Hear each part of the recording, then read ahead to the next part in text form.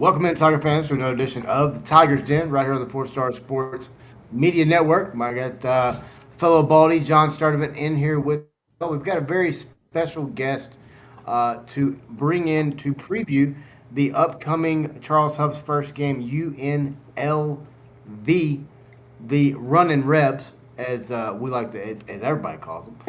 Welcome in, powered by Four Star Sports Media and Athletic Brewing Company. If you're looking for a great non-alcoholic, great tasting beer brew, look, a lot of folks want to drink a few beers at night. They want to get up the next morning and not have compromised driving, also not have compromise from a headache. Head to athleticbrewing.com now. When you do, type in promo code 4 Star Sports Media. That'll save you 20% off your first brew order. Welcome in, Steve Cofield. Steve, let me start by saying this or asking this. Is it hot out there too, or is that just here in Fayetteville, Arkansas, where I am? It's hot. It's a different kind of hot. Like they always say, it's a dry heat. I just made a run around the corner. It's probably 102 already, so I'm not sure what the high is today, but 108, something like that. But hot is like 115 here, so 108 is not too bad. I'll be sure and clip that, John. 108's not too bad. This is so it's a new era in Memphis, as I know you are aware of. Charles Huff, first game in Memphis. I mean, we make no bones about it. The Tigers are about to head 1,700 miles west to Las Vegas for a battle, Week Zero battle. First ever Week Zero game for the Tigers. First ever game against UNLV. First ever. I don't know if you're noticing a trend here. There's a lot of first evers in this first game. Let me get your thoughts on Charles Huff as we begin here. Yeah, I think interesting hire. I know, talking to some other Memphis people, maybe they wanted a much bigger name. Fans always want that.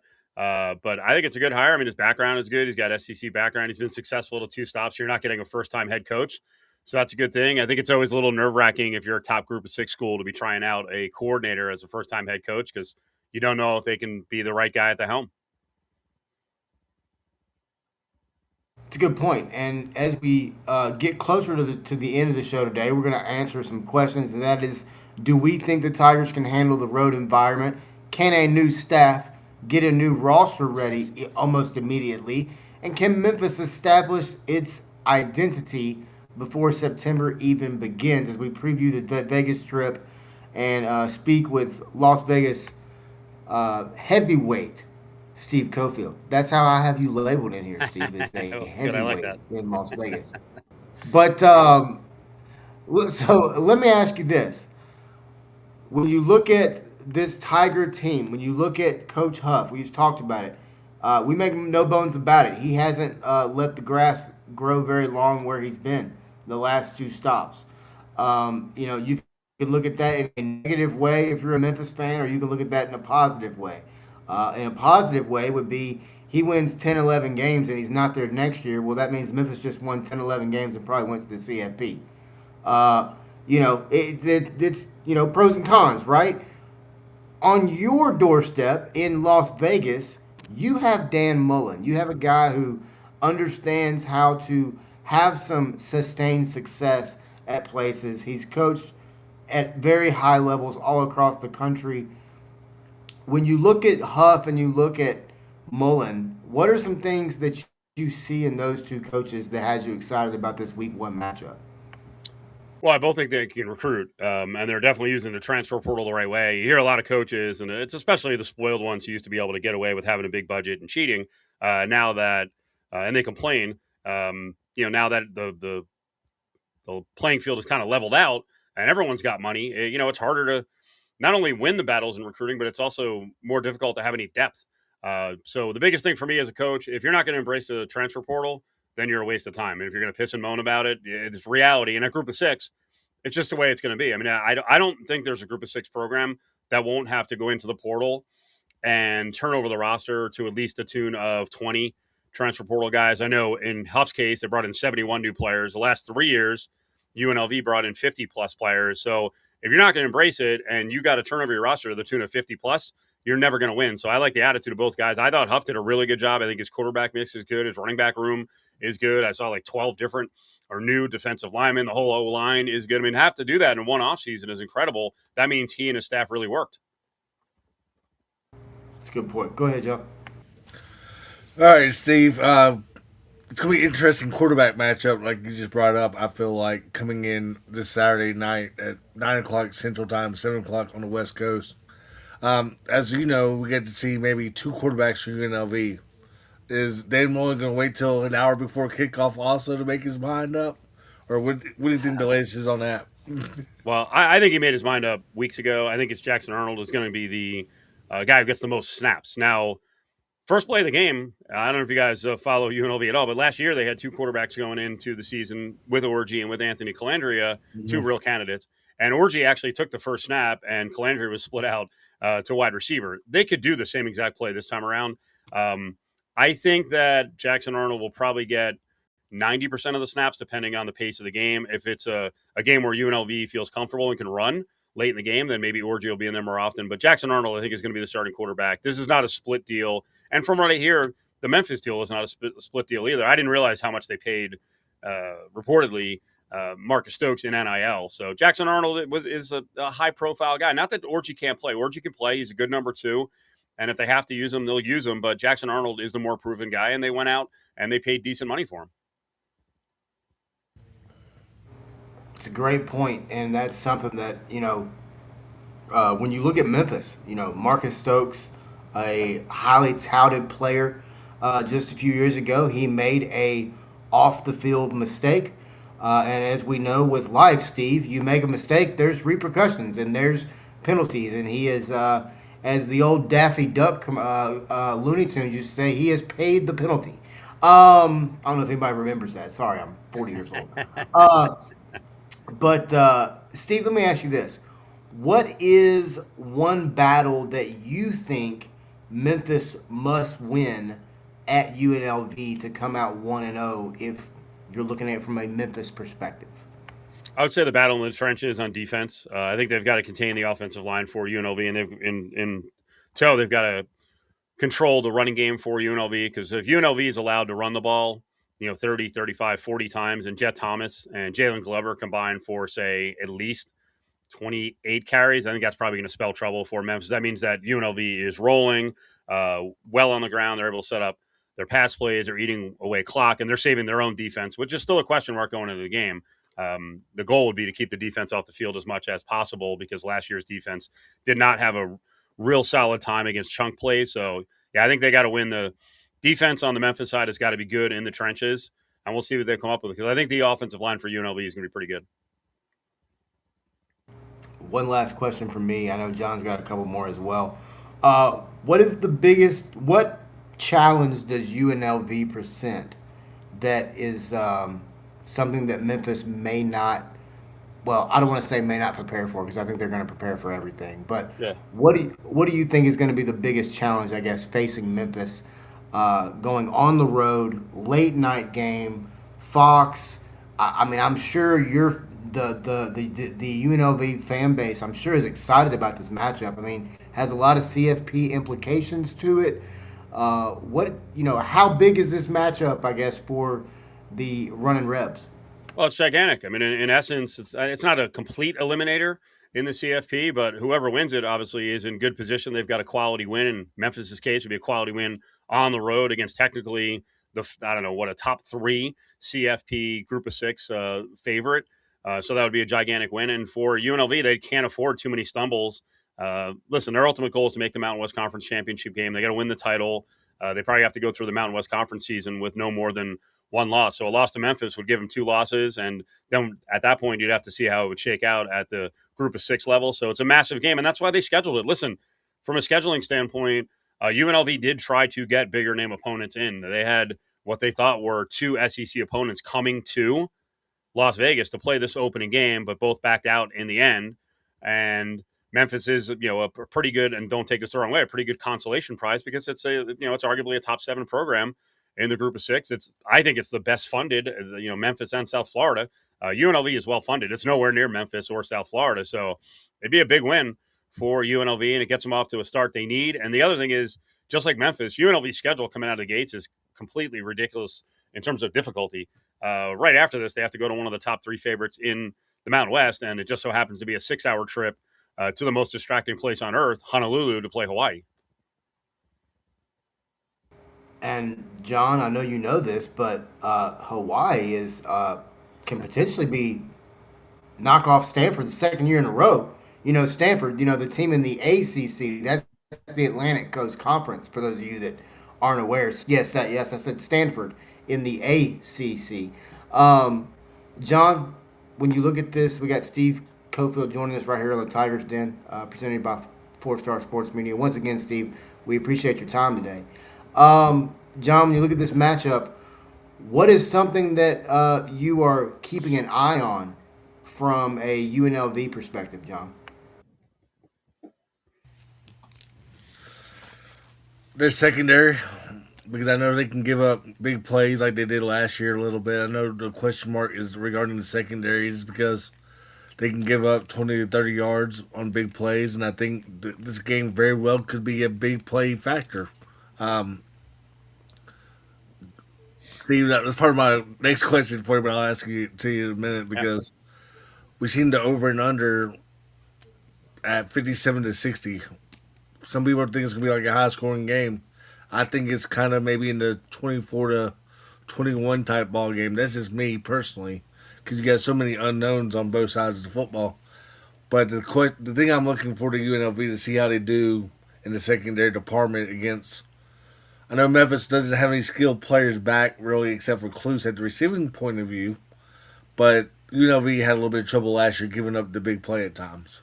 Yeah, they had a lot of trouble. They were a terrible team against the chunk plays, and whether that was a catch and run or deep pass, they got crushed. The key games they lost, they got killed on the back end. But some of that was also not putting enough pressure up on the defensive line. The defensive line had issues. They had communication issues, a lot of gap integrity issues. But yeah, no doubt the question on every UNLV fan's mind is, have they shored things up defensively? One, Paul Gunther got a really late start as the DC. He picked up the job in the spring because the previous DC had moved on or resigned.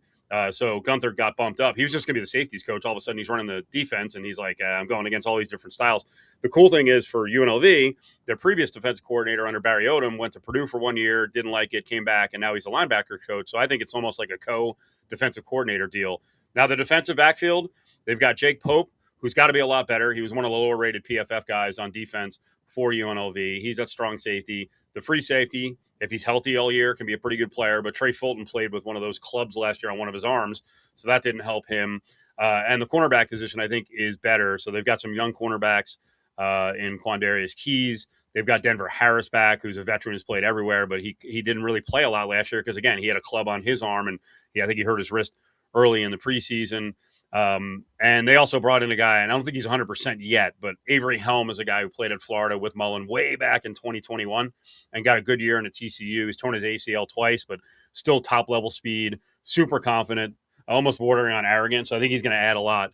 But their defensive backfield has got to be better. It's a good-sized defensive backfield, but they can't make mistakes. And the other thing, like I said, they've got to find a way to put a lot more pressure on the quarterback, and whether that's up the gut or on the edges. And I think they do have to use some more exotic stuff, which they chose not to do last year. 2 years ago, they played a lot of 3-3-5, and they brought pressure from all different areas, and it really worked. So I'm kind of curious if they feel like they have, one, the nickel and safety who can creep up in the box and create pressure.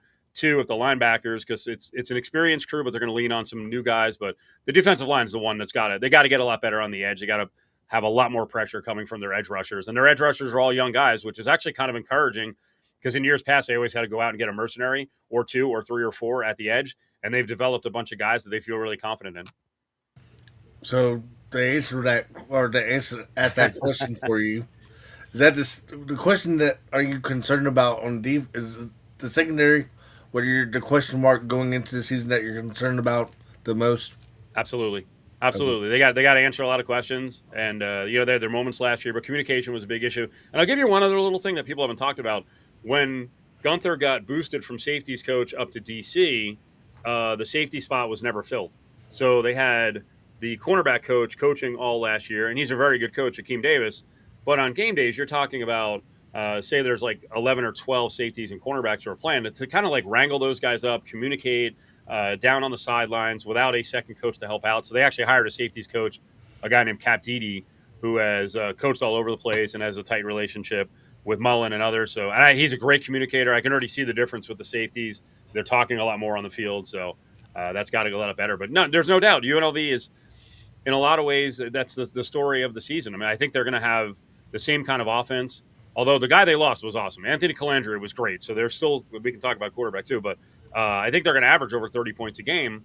But the defense has got to be, last year we were talking about a defense that was routinely, 75 to 100 in the country and like 8th in the Mountain West. They've got to be a top 4 defense in the Mountain West and at least move up to like a top 50 defense. Hey, Wes, you were talking about that Hawaii matchup. That's at 11 o'clock Central Time, by the way, on the CW, by the way. And they're fun games, man. And those are wild games. And Hawaii has a quarterback who actually prepped in Vegas, in Micah Alejado, and he's the Mountain West Conference Offensive Player of the Year in the preseason. They bottled him up badly. And here's the thing. I don't think people realize UNLV and Hawaii are a really big rivalry. UNLV is called, or Vegas is called the Ninth Island because there's so many Hawaiians who live here. Usually when the game is here, 8,000 to 10,000 Hawaii fans show up. Down there, they have a small stadium. Some UNLV fans will travel, but it's a pretty nasty rivalry, and the Hawaii players get really fired up for that game. So UNLV is going into a freaking buzzsaw after having to come out, of a really physical, tough Memphis game. Steve, my question for you, another one for you real quick.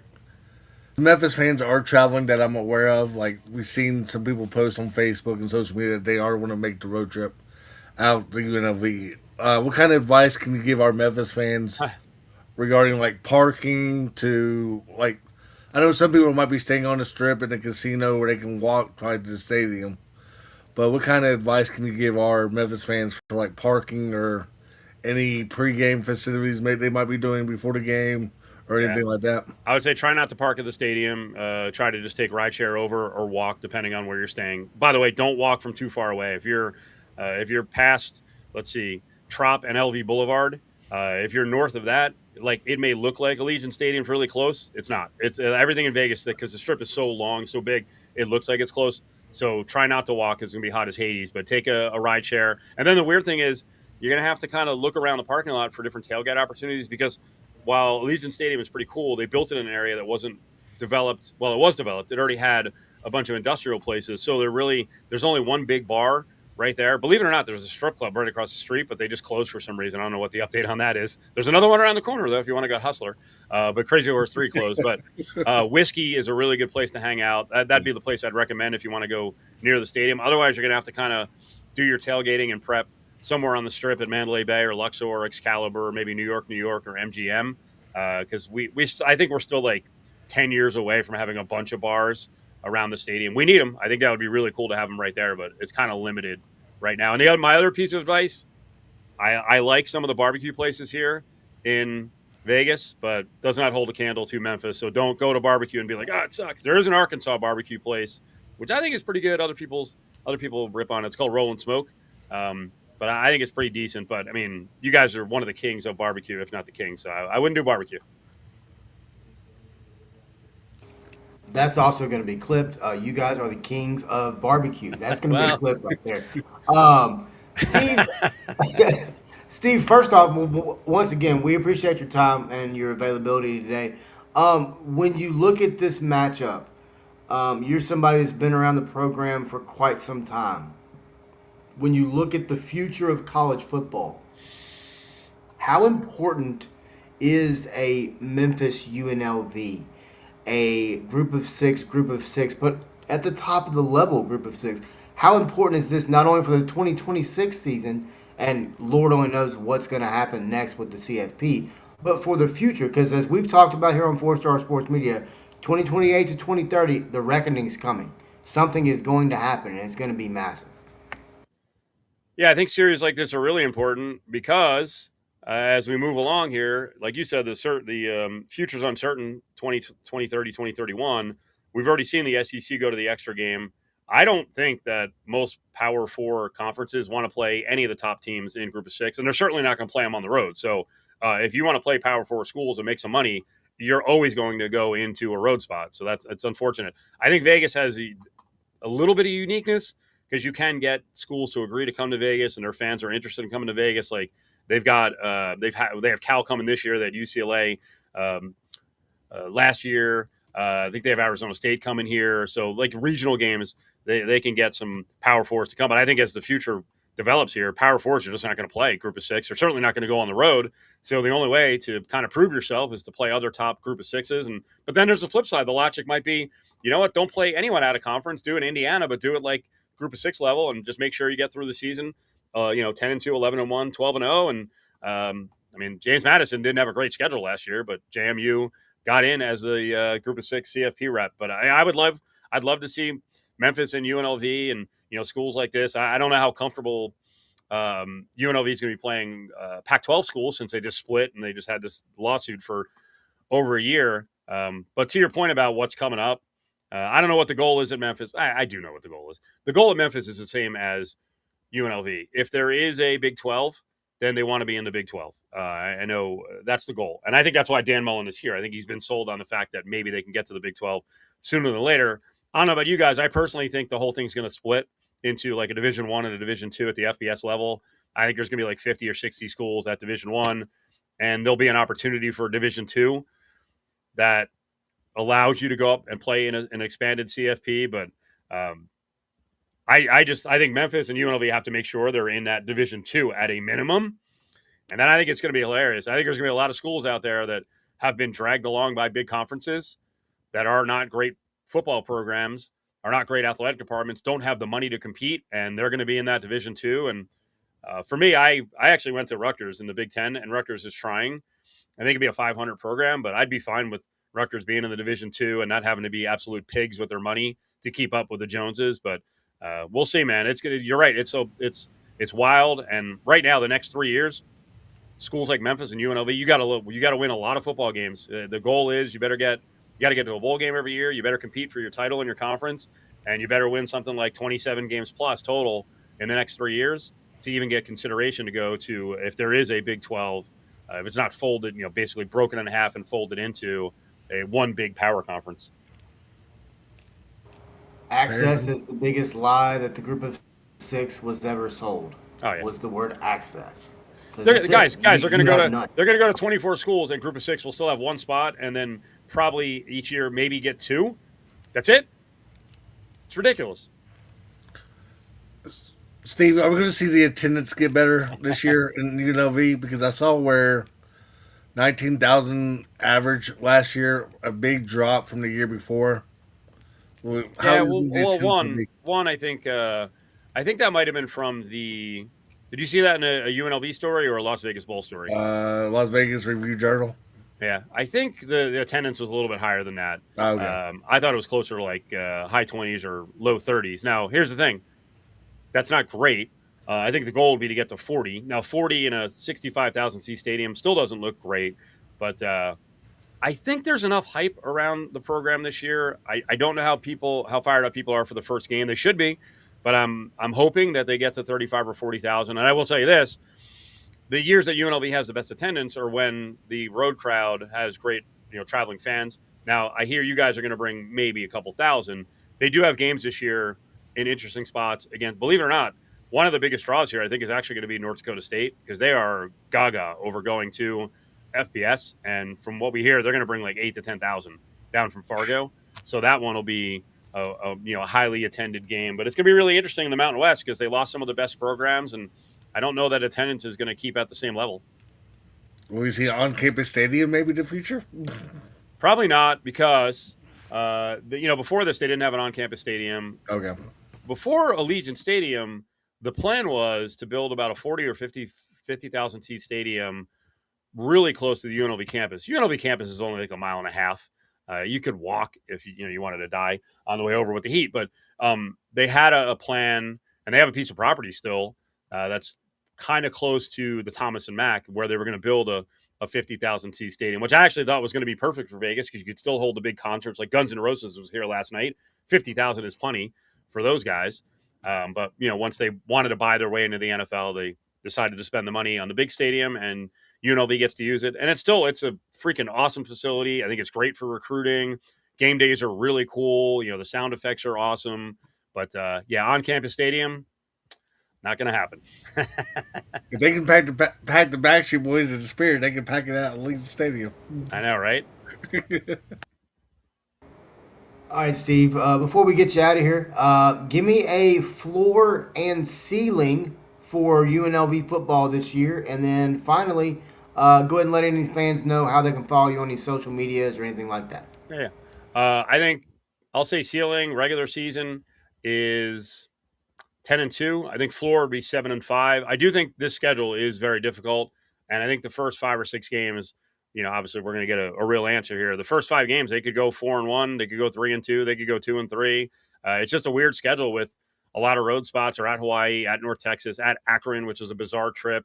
The home game, aside from Memphis, is against Cal, and Cal's got a top 12 quarterback in the country, and Sangapola Tele. So it's a tough assignment. They got to stay healthy early, and they're gonna have to get out to a good start. But yeah, I mean, here's the thing, and it's the same at Memphis, where the standards have been high. Rebel fans are kind of spoiled now. This was a 4-win program, guys, for years that couldn't make a bowl game. In the last 3 years, Barry Odom and Dan Mullen turned the whole thing around using the transfer portal and awesome recruiting with big freshman classes, and they won 30 games over the last 3 years. But that doesn't mean that's an automatic. They lost Anthony Calandre, who was great. I think Jackson Arnold will be good at this level. What if he's not? Right? What if he gets hurt? What if Orji has to play the whole time? And I still have some questions about the defense, but the schedule's tough enough. Yeah, the floor I think would be still making a bowl game, 7-5, and you notice I don't have them 12-0 or 11-1 for the ceiling. So I think it's tough enough where they're going to stumble a couple times. And if they make the Mountain West Conference title game and they win it, and they go 11-2, then they'll be in the running for that CFP Group of 6 bid. And for socials, easiest way is to follow me at my handle at Steve Cofield. It's Cofield. I also run another handle, UNLV All Access. So it's at UNLV All Access. But if you go to both of those sites or the radio station site, which is at ESPN Las Vegas, we're doing a lot more video than we've ever done. I'm at most practices. So we've been pumping out a lot of stuff. I mean, like position by position, individual players, Mullen at least once a week. This week we're going to try to do this every week, what we're calling a Rebel Recon, little reconnaissance, go behind enemy lines and, talk to guys like you, the experts on the other side. So those videos are coming out. So we're trying to pump out a lot of stuff. And then before we know it, basketball comes and Josh Pastner and all of that. And there's crazy high expectations for those guys because he's in a must win or else. I'm not saying he's getting fired. The or else is no one will show up because people are showing up for football. If UNLV is not in competition or in contention to make the NCAA tournament, they're going to have small crowds again, and they have a good schedule. So, there's a lot of basketball content up there as well. Josh did bring that up when we had him. Get your cue cards ready, baby. I'm sure if you think my answers were long, if you go back and watch Josh Pastner, I'm sure you got 3 questions in a half an hour because every time I talk to him and I do the coaches show, a lot of the coaches shows, we sit down, we're like, hey, coach, and he goes for 7 minutes. I'm like, just make your opening statement, and we'll follow up. But, man, he knows what he's going to say, and he goes on. He's great. Last thing, because I know you guys are limited in time. These 2 coaches have been a godsend for UNLV because the market coaches here need to get people excited. They need to sell tickets. They need to get donors fired up. And these guys realize, that's what has to be done, and their attitudes are awesome. I like the past coaches, but these are easily the most accessible and easygoing coaches of anyone we've had in Vegas. So next up, for football is winning at the highest level and maybe making the CFP. And then, Josh Pastner's got to get to 22, 23 wins and make a run in the Mountain West Conference and get back to the NCAAs. Steve Cofield, sports radio heavyweight in Las Vegas, and now friend of the show right here on Tiger's Den, presented by 4-Star Sports Media. Steve, we appreciate your time today. Enjoy the rest of your afternoon, and we're getting ready because college football is about to put toe to leather. I am ready. Week 0 right around the corner. See you guys. Thank you. Thanks, Steve. Steve Cofield sitting down with us from ESPN Las Vegas. Look, John, when we tell our fans we go find the best to talk about these teams, we're not playing. Steve Cofield's been around a long time. ESPN Las Vegas, one of the top ESPN stations in America. And John, we got some storylines there, but I want to go over 3 big storylines for this Memphis UNLV game. And number 1, John, is the Charles Huff debut. It's a different kind of pressure in your first game. You want your players to be prepared, disciplined, physical, and also confident. but you want them to also look like a team that knows exactly who it is. John, when you look at this first storylines, we go through three of them. The Charles Huff debut. What's your thoughts on? I mean, what's your expectations for debut of Charles Huff game one? To see if he's going to open up the playbook on the first two series or not. Because I think our Coach Decker and him see if they're going to open up the playbook the first two series and see if they're going to go at a high pace or maybe control this game as a time possession game. Because we know how UNLV's offense is, like we were talking about Steve, is Jackson Arnold. Jackson Arnold has the ability to beat you with the run and beat you with the passing game as well. So the first two series, I think, could tell me how they want to stand out in that first game against UNLV, because we know Coach Decker's offense from the Old Dominion days. They do a hurry-up offense. But this game very well could be a time possession game. Could very well be. And what I'm looking for is the small things. Get lined up right. Manage the snap count. Avoid the mental penalty. False starts, holdings. False starts, exactly. False starts, things like that. But more importantly, don't give a good opponent easy momentum. Because if you do that, you're going to be in trouble in Las Vegas. All right, John, storyline number 2 has got to be the quarterback reveal. Huff has been very open about, he said that he's not going to say anything to the public. Marcus Stokes, I think, brings more live game action. He played at West Florida. Aaron Nolan arrives after a stop at Ohio State and South Carolina. They've taken different paths. They have different skill sets. Mm-hmm. And the staff really has to decide who gives the Tigers the best chance to not only win on opening night, but to win throughout the season. John, quickly, or briefly, I guess is what I should say. What's your thoughts on this quarterback battle? I think it's one that maybe is not as open as some may think. I think it's like 1A, 1B, but I also think it very well could be. I mean, Stokes, I think it will be the starter just because he's got more experience. I know it's a D2 level and whatnot, but Aaron Nolan really didn't see the field that much last year at South Carolina at times. So I feel like if you want to have a person that's got more experience, you got to go with Stokes. Yeah, I think the assignment really is simple.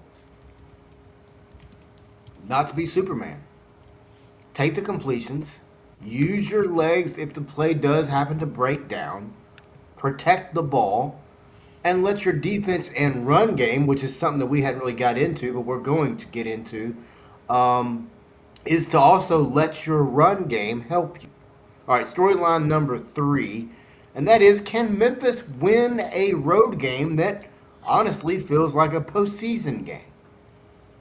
We have to remember this is not a conference game, but it does have that kind of energy as the winner gets an early resume boost, as we just talked with Steve about. The loser has to spend September already playing catch-up in a national conversation. And yes, folks, this is a national game. And the other point is that UNLV has the same motivation. Dan Mullen's team is opening its season at home in a nationally televised Week Zero game, and the Rebels can't treat Memphis like a warm-up. And according to Steve, they do not. But, John, what's your thoughts on the final storyline? Can they win? Yes. Will they? I have no idea because there's so much unknowns on both sides of the football. You got 71 new players. You got a whole new defense. You got a whole new receiving core. And then you got some running backs that have never been within your program before. So you got a whole new roster on offense completely, except for like a few receivers and tight ends. So a lot of question marks going in. That's why you see the line, I think, favored, like going from 3 to 6 for UNLV, being favored by 6 now. Yeah, in this type of game, you might see like a evenly matched football team because they are evenly matched. But we got 71 new players on a roster at Memphis, and then some of them are going from Marshall to Southern Miss and Southern Miss to Memphis. Yeah, your coaching staff might be familiar with them, but they just got to play together, early on, and it's gonna be. I'm not giving you my prediction, but it's gonna be tough. All right, well, that's a good point. Hey, and Tiger fans, if you're making the trip to Las Vegas, head over to SeatGeek.com. When you do, find any ticket $50 or more. Type in promo code 4-Star Sports Media. That will save you $20 off your first ticket purchase. That's right, $20 off of your first ticket purchase of $50 or more. SeatGeek, get there safely, get the right seat from SeatGeek. All right, John, let's talk floor, ceiling, and the American Athletic Conference positioning. It's time to talk expectations for Charles Huff first season at Memphis. First, let's talk the floor, John.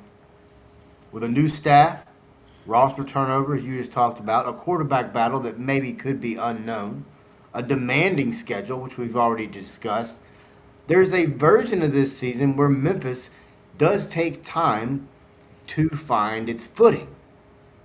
But the floor is not disaster. The floor is inconsistency. Some explosive moments, some tough learning experiences, close games that could go the wrong way, and a team that gets better as the year moves along but does not fully reach conference championship conversation. So with that, John, I ask you, what is your floor for Memphis football in 2026? Anywhere from 6-6 to 7-5.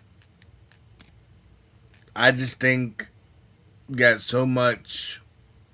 You're going on 2 West Coast road trips in the first 3 weeks.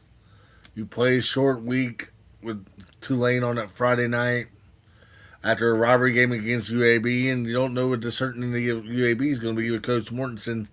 Yeah, the game's at home against UAB, but when you got to play Tulane on a Friday night, and the history of that stadium on national TV is just completely animal. And then a short week again, you got East Carolina and Coach Hankins coming to town and facing the Tigers on that Thursday night on a short week. And then, of course, you get those 2 road games in November you're concerned about, too, with South Florida and Navy. And then you got Temple that might be upcoming. Not just there yet, but Temple's always gave Memphis fits in the long haul. So 6-6 or 7-5 is my floor. I'm not going to say 5-7, but you never know. It could happen. My absolute floor is 5-7 for the Tigers. My absolute floor is 5-7. Do I believe that they get to that floor? No. But when I'm looking at floor and ceiling, I have to go to the very bottom level, and that is 5-7. And I'm not saying this team is not talented. But what I am saying is this. That schedule that Memphis plays, and John just kind of briefly went through it, a game that stands out to me along with Navy is Army. And I say that because Memphis has seemingly had issues with Army. And I'm not saying since 2015. I'm saying if you go back and you look at Memphis football throughout its entirety, you can go back to the days when it was, Big Jack doing the radio calls. Think back to that Memphis game against Army where it snowed and Memphis didn't have the right cleats. Memphis got beat like 45-6 or something that day. It's back in the 80s. But you look at you look at the floor, I think 5-7 is probably bottom tier, bottom level, worst that could be. I think Memphis probably is going to be sitting somewhere in that 7 win range, which at one time I can specifically remember fans begging for 7 wins. Then there is the ceiling, John. The ceiling is high because Memphis is not starting from scratch. It's a program that has incredible resources, incredible talent. The expectations are very high, and a coach who, at least seemingly so far, speaks as if he understands how to build a tough, physical football team. So with that, John, what is your ceiling for the Tigers in 2026? 8-4 or 9-3. I'm torn between 8-4 and 9-3. Yeah, 8-4, 9-3. I just think I'm not trying to repeat myself here again, but the schedule is just so tough on that road. Like we talked about off camera yesterday, I believe it was. For these West Coast road trips, how are you going to plan your days and how are you going to plan your road trips? Are you going to leave like a day or two early just to get used to that altitude in Boise? Are you going to leave like a day or two just to get ready for that heat in Las Vegas? I know that, like what Steve he said, yeah, the humidity is totally different than what it is back in Fayetteville and Memphis where we live.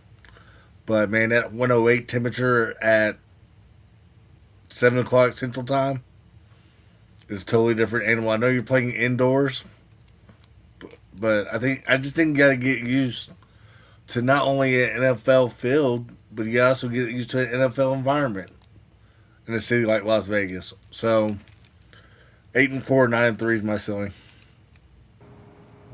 Absolute ceiling for me is 11 wins, American Athletic Conference Championship win, and a spot in the CFP. I think the more realistic ceiling is probably 9 wins.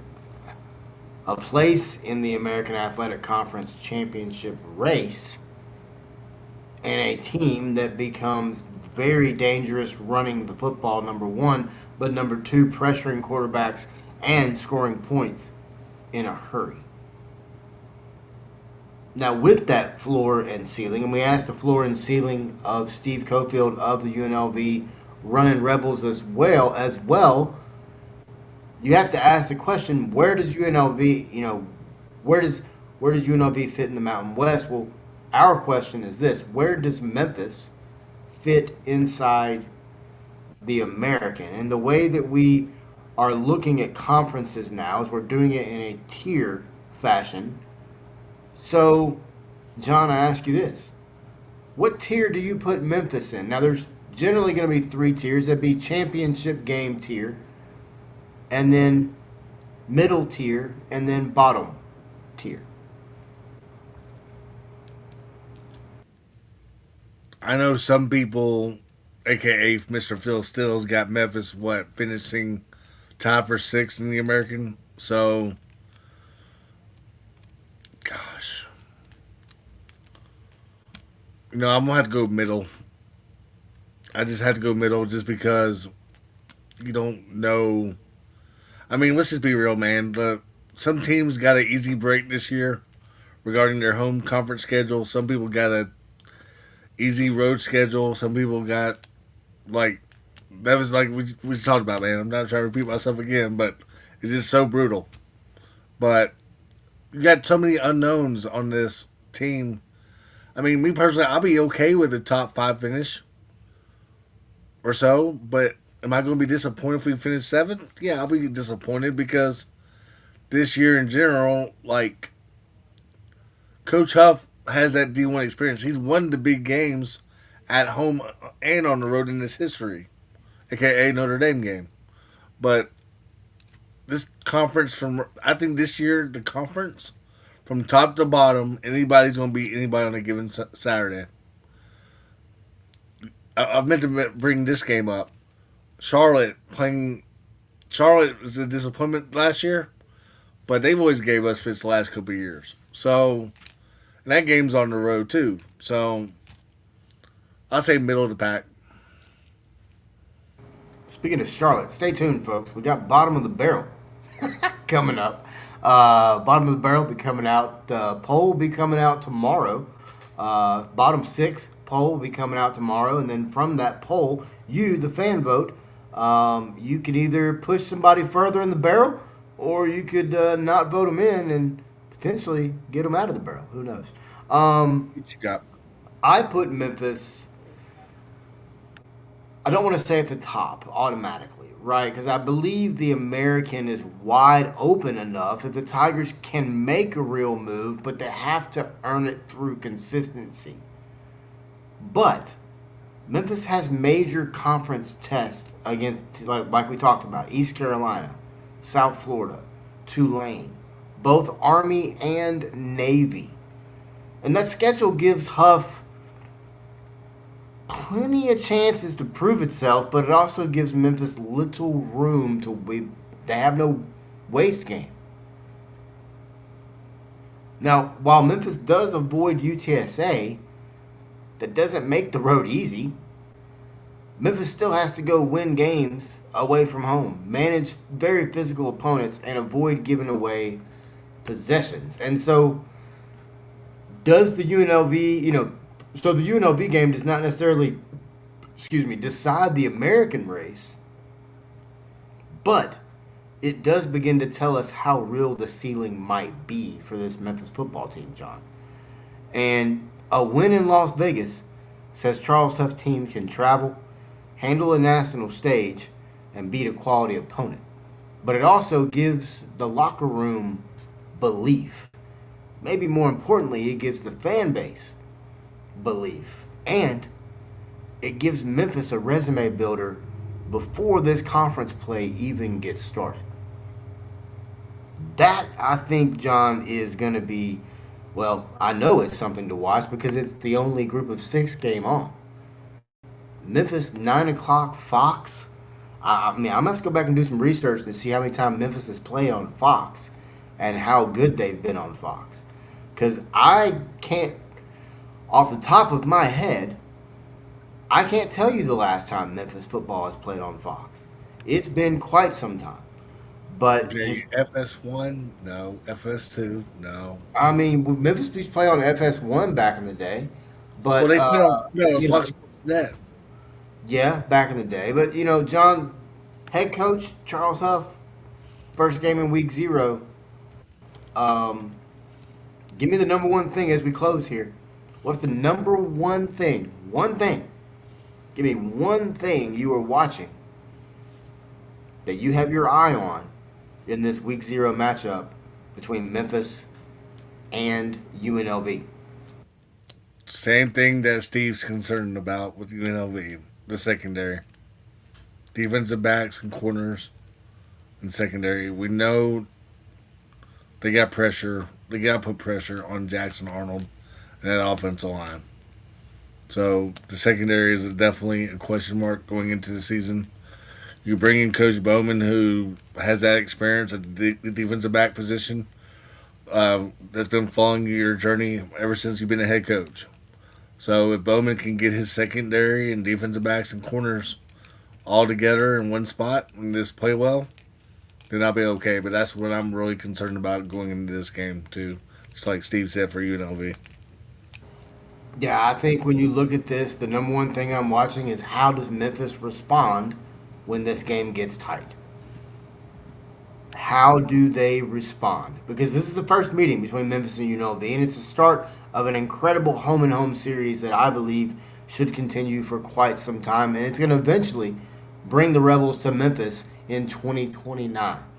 For the Tigers, this is the first chapter of a new era as the Charles Huff era starts now. Big thanks to Steve Cofield from ESPN Las Vegas for joining us. Thanks for Athletic Brewing and SeatGeek for supporting us here at the Tigers Den. And thank you to you, the ones listening, the fans. Thank you to you guys for being here for us throughout this journey.